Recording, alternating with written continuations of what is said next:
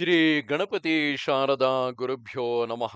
ಯತ್ರ ಯೋಗೇಶ್ವರ ಕೃಷ್ಣೋ ಯತ್ರ ಪಾರ್ಥೋ ಧನುರ್ಧರಃ ತತ್ರ ಶ್ರೀ ವಿಜಯ ಭೂತಿರ್ಧ್ರುವ ನೀತಿರ್ಮತಿರ್ಮಮ.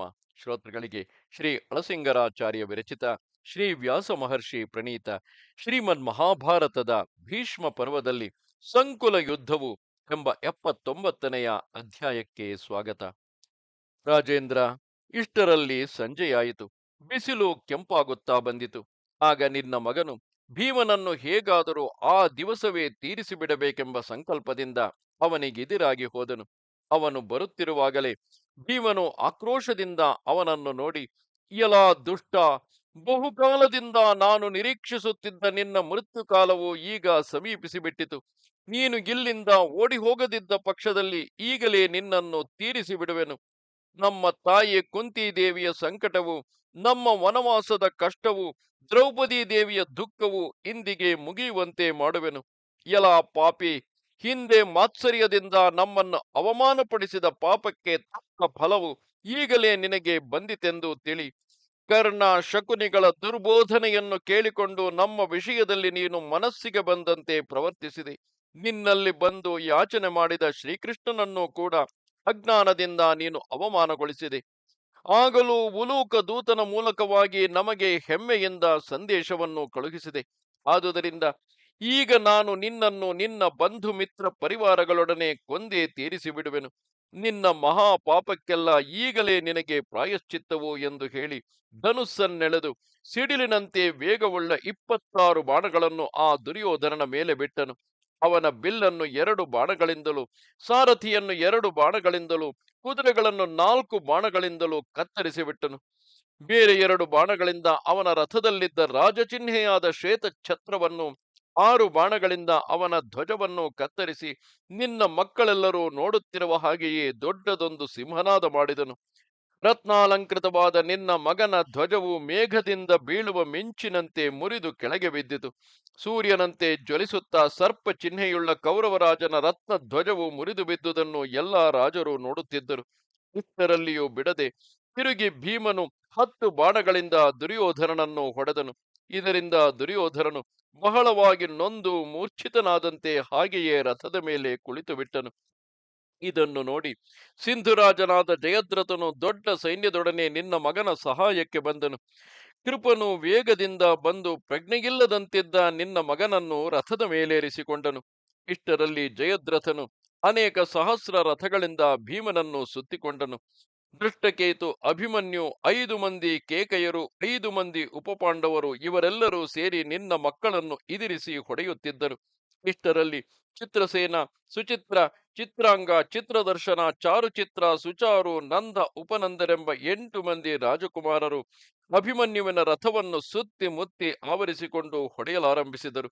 ಆದರೇನು, ಅಭಿಮನ್ಯುವು ಅವರೆಲ್ಲರನ್ನೂ ತನ್ನ ವಜ್ರ ಸಮಾನವಾದ ಬಾಣಗಳಿಂದ ತಡೆದು ಒಬ್ಬೊಬ್ಬನನ್ನು 5 ಬಾಣಗಳಿಂದ ಹೊಡೆದನು.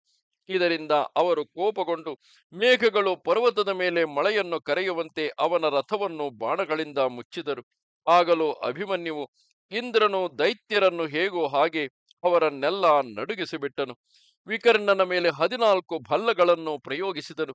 ಆ ಬಾಣಗಳಿಂದ ವಿಕರ್ಣನ ಧ್ವಜವು, ಸಾರಥಿಯು, ಕುದುರೆಗಳು ಹತವಾಗಿ ಬಿದ್ದವು. ಆಗಲೂ ಬಿಡದೆ ವಿಕರ್ಣನ ಮೇಲೆ ಅನೇಕ ಬಾಣಗಳನ್ನು ಪ್ರಯೋಗಿಸಿದನು. ಆ ಬಾಣಗಳು ವಿಕರ್ಣನ ದೇಹವನ್ನು ಭೇದಿಸಿಕೊಂಡು ಅವನ ರಕ್ತದಿಂದ ತೊಯ್ದು ರಕ್ತವನ್ನು ಕಾರುವ ಸರ್ಪಗಳಂತೆ ಕೆಳಗೆ ಬಿದ್ದವು. ವಿಕರ್ಣನು ಬಾಣದಿಂದ ಭಿನ್ನನಾದುದನ್ನು ನೋಡಿ ಅವನ ಇತರ ಸಹೋದರರೆಲ್ಲರೂ ಅಭಿಮನ್ಯು ಮೊದಲಾದವರನ್ನು ಎದುರಿಸಿ ಬಂದರು. ಎಲ್ಲರೂ ಒಂದಾಗಿ ಬಾಣಗಳನ್ನು ಪ್ರಯೋಗಿಸುತ್ತಿದ್ದರು. ಅವರ ಹೊಡೆದಾಟಗಳು ಪ್ರಬಲವಾದವು. ದುರ್ಮುಖನು ಶ್ರುತಕರ್ಮನನ್ನು 7 ಬಾಣಗಳಿಂದ ಹೊಡೆದು ಅವನ 1 ಬಾಣದಿಂದ ಅವನ ಧ್ವಜವನ್ನು ಮುರಿದನು. 7 ಬಾಣಗಳಿಂದ ಅವನ ಸಾರಥಿಯನ್ನು ಕೊಂದನು. 6 ಬಾಣಗಳಿಂದ ಅವನ ಕುದುರೆಗಳನ್ನು ಕೊಂದನು. ತನ್ನ ರಥವು ಕೆಟ್ಟು ಹೋದುದನ್ನು ನೋಡಿ ಶ್ರುತಕರ್ಮನು ಕೋಪಗೊಂಡು ಉರಿಯುವ ಕೊಳ್ಳಿಯಂತಿರುವ ಒಂದು ಶಕ್ತಿಯನ್ನು ಅವನ ಮೇಲೆ ಪ್ರಯೋಗಿಸಿದನು. ಆ ಶಕ್ತಿಯು ದುರ್ಮುಖನ ಕವಚವನ್ನು ಭೇದಿಸಿಕೊಂಡು ಹೋಗಿ ನೆಲದಲ್ಲಿ ನಾಟಿತು. ದುರ್ಮುಖನಿಗೆ ಪ್ರಜ್ಞೆ ತಪ್ಪಿದಂತಾಯಿತು.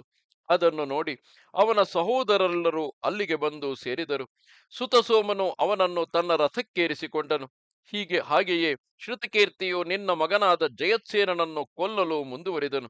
ಶ್ರುತಕೀರ್ತಿಯು ಮಹಾಧ್ವನಿಯುಳ್ಳ ಬಿಲ್ಲನ್ನು ಒದರುತ್ತಾ ಬರುವಾಗಲೇ ನಿನ್ನ ಮಗನಾದ ಜಯತ್ಸೇನನು ನಗುತ್ತಾ ಹರಿತವಾದ ಕ್ಷುರಪ್ರದಿಂದ ಆ ಬಿಲ್ಲನ್ನು ತುಂಡು ಮಾಡಿದನು.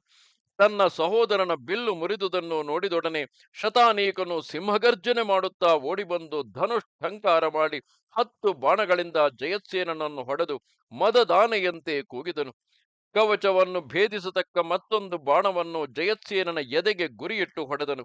ಇಂತಹ ಭಯಂಕರ ಯುದ್ಧವು ನಡೆಯುತ್ತಿರುವಾಗ ತನ್ನ ಸಹೋದರನ ಸಮೀಪದಲ್ಲೇ ಇದ್ದ ದುಷ್ಕರ್ಣನು ಸರ್ಪದಂತಿರುವ ತೀಕ್ಷ್ಣ ಬಾಣವನ್ನು ಬಿಟ್ಟು ನಕುಲ ಪುತ್ರನ ಅಂದರೆ ಶತಾನೀಕನ ಬಿಲ್ಲನ್ನು ಕತ್ತರಿಸಿದನು. ಒಡನೆಯೇ ಶತಾನೀಕನು ಮತ್ತೊಂದು ಬಿಲ್ಲನ್ನು ಕೈಗೆತ್ತಿಕೊಂಡು ಎಲ್ಲಾ ನಿಲ್ಲು ನಿಲ್ಲು ಎಂದು ಹೇಳುತ್ತಾ ವಿಷಸರ್ಪಗಳಂತಿರುವ ಬಾಣಗಳನ್ನು ಆ ದುಷ್ಕರ್ಣನ ಮೇಲೆ ಬಿಟ್ಟನು. ಒಂದು ಬಾಣದಿಂದ ಅವನ ಕೈಯಲ್ಲಿದ್ದ ಧನುಸ್ಸನ್ನು ಕತ್ತರಿಸಿ 2 ಬಾಣಗಳಿಂದ ಅವನ ಸಾರಥಿಯನ್ನು ಕೊಂದು 7 ಬಾಣಗಳಿಂದ ಅವನನ್ನು ಬಹಳವಾಗಿ ನೋಯಿಸಿದನು. ಬೇರೆ 12 ಬಾಣಗಳಿಂದ ಚಿತ್ರವರ್ಣವುಳ್ಳ ಮತ್ತು ವಾಯುವೇಗದಿಂದ ಕೂಡಿದ ಅವನ ಕುದುರೆಗಳನ್ನೆಲ್ಲ ಕೊಂದನು. ಆಮೇಲೆ ಬೇರೊಂದು ಭಲ್ಲವನ್ನೆತ್ತಿ ದುಷ್ಕರ್ಣನ ಎದೆಗೆ ಗುರಿಯಿಟ್ಟು ಬಲವಾಗಿ ಬೀಸಲು ಸಿಡಿಲು ಬಡಿದ ಮರದಂತೆ ದುಷ್ಕರ್ಣನು ಮೂರ್ಛಿತನಾಗಿ ಕೆಳಗೆ ಬಿದ್ದು ಬಿಟ್ಟನು.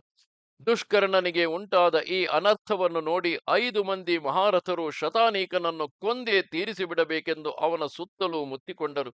ಈ 5 ಮಂದಿಯು ಶತಾನೀಕನನ್ನು ಸುತ್ತಿ ಹೊಡೆಯುತ್ತಿರುವುದನ್ನು ನೋಡಿ ಅತ್ತಲಿಂದ 5 ಮಂದಿ ಕೇಕೆಯ ರಾಜ ಸಹೋದರರು ಶತಾನೀಕನಿಗೆ ಬೆಂಬಲವಾಗಿ ಬಂದು ಇವರನ್ನು ಎದುರಿಸಿದರು. ಇದನ್ನು ನೋಡಿ ನಿನ್ನ ಕಡೆಯಲ್ಲಿ ಮಹಾರಥರೆನಿಸಿದ ದುರ್ಮುಖ, ದುರ್ಜಯ, ದುರ್ಮರ್ಶನ, ಶತ್ರುಂಜಯ, ಶತ್ರುಸಹರೆಂಬ 5 ಮಂದಿಯು ಪಟ್ಟಣಗಳಂತೆ ದೊಡ್ಡದಾದ ರಥಗಳನ್ನೇರಿ ಆ ಕೇಕಯರನ್ನು ಎದುರಿಸುವುದಕ್ಕಾಗಿ ಹೊರಟರು. ಆ ಒಂದೊಂದು ರಥವು ಮನೋವೇಗವುಳ್ಳ ಕುದುರೆಗಳಿಂದಲೂ ನಾನಾ ವರ್ಣದ ಪತಾಕೆಗಳಿಂದಲೂ ಕೂಡಿದ್ದಿತು.